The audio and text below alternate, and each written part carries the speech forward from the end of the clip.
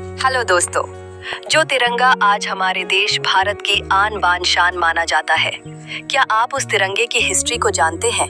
क्या आपने कभी सोचा कि झंडे को देखकर आज हिंदुस्तान में रहने वाला हर इंसान गर्व महसूस करता है? वो झंडा कब बनाया गया था और क्यों बनाया गया था? और झंडे का जो डिजाइन है, जो आज हम देखते हैं, ये डिजाइन सबसे पहले किस इंसान के दिमाग में आया था? तो दोस्तों, इस तरह की तमाम चीजों के बारे में आज की इस वीडियो में हम बात करेंगे और भारत के झंडे से जुड़े बहुत जरूरी बातें आज की इस वीडियो में हम जानेंगे। तो दोस्तों, वीडियो शुरू करने से पहले बस मेरी आपसे एक छोटी सी गुजारिश है कि नए आने वाले दोस्त चैनल को सब्सक्राइब करके साथ ही में बेल आइकन को भी प्रेस कर दें और हमारी हौसला अफजाई के लिए हमेशा की तरह हमारी इस वीडियो को लाइक कर दें, ताकि इसी तरह की नॉलेजेबल और हिस्टोरिकल वीडियोस का फैसला हम जारी रखेंगे।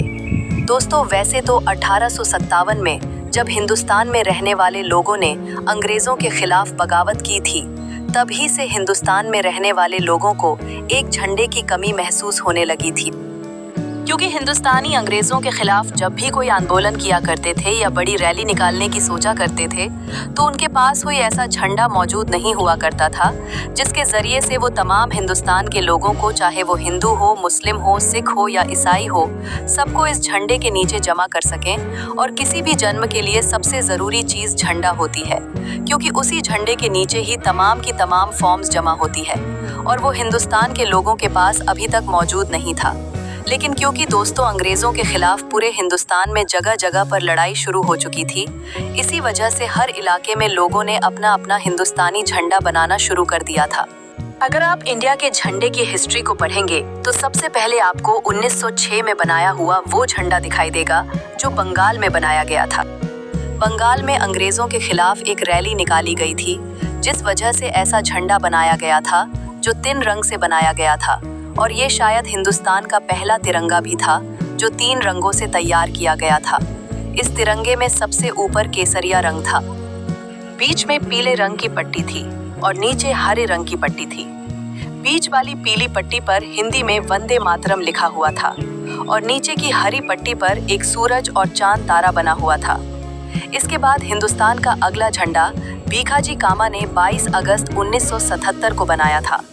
ये झंडा बंगाल के झंडे से थोड़ा सा अलग था। इसमें सबसे ऊपर वाली पट्टी हरी थी और नीचे की पट्टी केसरिया नहीं बल्कि लाल कलर की थी। बाकी तकरीबन ये झंडा बंगाल के झंडे की ही तरह से था। उसके बाद धीरे धीरे फादर ऑफ नेशन यानी गांधी जी को भी हिंदुस्तान के झंडे की टेंशन सताने लगी थी, और उनके दिमाग में भी यही बात चल रही थी कि हिंदुस्तान का एक ऐसा झंडा होना ज़रूरी है जिसके नीचे तमाम हिंदुस्तान में रहने वाले लोग जमा हो सके। गांधी जी ने पर अपनी वैन तैयार नामी एक शख्स को ये ऑर्डर दिया कि तुम एक ऐसा झंडा तैयार करो कि जिसमें हरा और लाल दोनों रंगों और उन दोनों रंगों के ऊपर एक चढ़ बना हुआ हो। गांधी जी के ऑर्डर पर पिंगली वेंकैया ने एक ऐसा झंडा तैयार किया कि जिसमें ऊपर हरा कलर था और नीचे रेड कलर था और उन दोनों के बीच में एक चरखा बना हुआ था। लेकिन गांधी जी को ये झंडा बिल्कुल भी पसंद नहीं आया। उसके बाद उन्होंने पिंगली वेंकैया को ये कहा कि इन 2 रंगों के अलावा एक रंग और शामिल किया जाए और नया रंग होना चाहिए सफेद। तो दोस्तों, गांधी जी के मशवरे पर पिंगली वेंकैया ने अब उसमें तीसरा रंगीन शामिल कर लिया। दोस्तों, बड़ी जद्दोजहद के बाद आखिरकार 1931 में इंडियन नेशनल कांग्रेस की तरफ से कैसे झंडे को परमिशन दे दी गई कि जो 3 कलर का था, जिसमें सबसे ऊपर केसरिया कलर था, बीच में सफेद कलर और नीचे ग्रीन यानी हरा कलर था, और झंडे के बीच में एक चरखा बना हुआ था जो गांधी जी की फरमाइश पर बनाया गया था। उसके 2 अपने व्यक्ति लेकर 1947 तक ये इंडिया का झंडा रहा, और इसी झंडे के नीचे पूरे इंडिया के लोगों ने अपनी आज़ादी की लड़ाई लड़ी थी।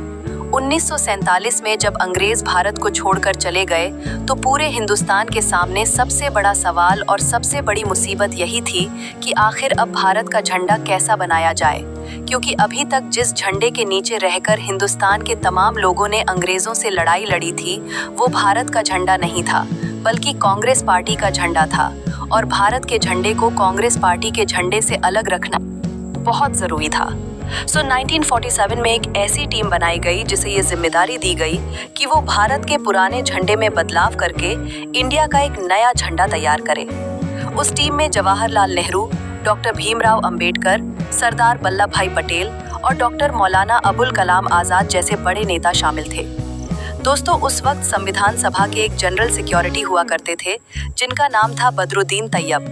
कि बदरुद्दीन तैयब जी ने संविधान सभा के सामने ये प्रस्ताव रखा कि क्यों ना हम भारत के पुराने झंडे से चरखे को निकालकर उसकी जगह अशोक का चक्र लगा दें। बदरुद्दीन तैयब जी कई प्रस्ताव सभी लोगों को बहुत पसंद आया और फिर हमेशा के लिए बदरुद्दीन तैयब जी के इस प्रस्ताव को मान लिया गया और भारत के तिरंगे में अशोक चक्र को शामिल कर लिया गया। लेकिन दोस्तों, बदरुद्दीन तैयब जी ने जो प्रस्ताव संविधान सभा के सामने रखा था वो उनके खुद के मन का आइडिया नहीं था, बल्कि बदरुद्दीन तैयब जी की एक बीवी हुआ करते थे जिनका नाम था सुरैया। तो ये भी उन्हीं के मन में ये आइडिया आया था। बदरुद्दीन तैयब जी की वाइफ यानी सुरैया तो ये जी ने कागज पर तिरंगे का नक्शा बनाया था और उसमें चरखे की जगह अशोका चक्र शामिल किया था और कागज के टुकड़े पर बने हुए तिरंगे के उसी नक्शे को बदरुद्दीन तैयब जी ने संविधान सभा में पेश किया था, जिसे हर एक ने बड़ी खुशी के साथ कबूल कर लिया था। और आज तक हमारे देश का झंडा बिल्कुल वैसे आज हम बना हुआ है और उसी डिजाइन के साथ लहरा रहा है। लेकिन दोस्तों, ये बड़े ही अफसोस की बात है कि जिस रैयत ये जी ने हमारे देश के झंडे को एक नया डिजाइन दिया था, आज हम उनको भूल गए हैं। अगर आप लोगों को ये वीडियो पसंद आया हो तो इस वीडियो को जरूर लाइक करें और इसे अपने दोस्तों और रिश्तेदारों के साथ शेयर करें।